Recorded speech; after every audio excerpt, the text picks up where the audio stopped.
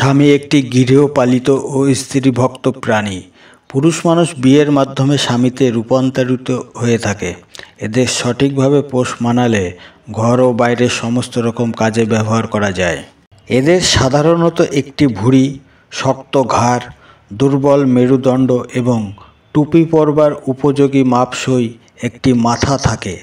এরা সাধারণত নিরীহ, শান্তিপ্রিয় ও ঝগড়াঝাঁটিতে অপটু হয়ে থাকে।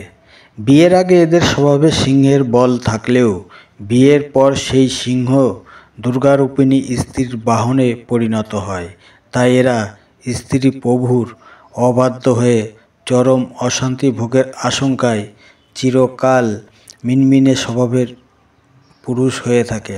এরা পুরনো কথার দিনক্ষণ, নাড়ি, নক্ষত্র সেভাবে মনে রাখতে পারে না বলে ঝগড়া বা বিতর্কে প্রায় পরাজিত হয়।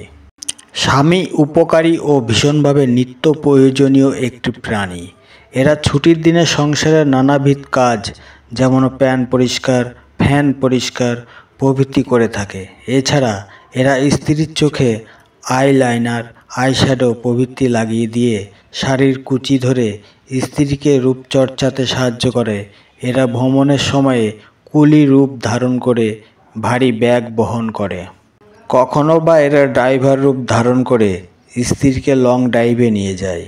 এদেরকে বিবাহ করে অনেক অতি সাধারণ নারী বিদেশ ভ্রমণ ও বসবাসের সুযোগ পায়। কর্মক্ষেত্রে অবসরের পর এদেরকে নাতি নাতনি প্রতিপালন, ঘর পাহারা, বারবার দোকানে গিয়ে প্রয়োজনীয় টুকিটাকি জিনিস কিনে আনা, এই ধরনের গৃহস্থালির কাজে ব্যবহার করা হয়ে থাকে। অনেক প্রকার স্বামী অফিসের কাজে অধিকাংশ দিন রাত করে বাড়ি ফেরে।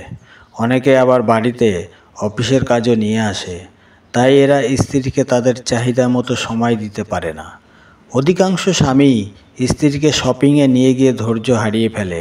তাদের শাড়ি, গহনা কেনার যথাযথ সঙ্গী হতে পারে না। গৃহপালিত প্রাণীদের মধ্যে সংসারে স্বামীর চেয়ে শ্রেষ্ঠ প্রাণী বিরল।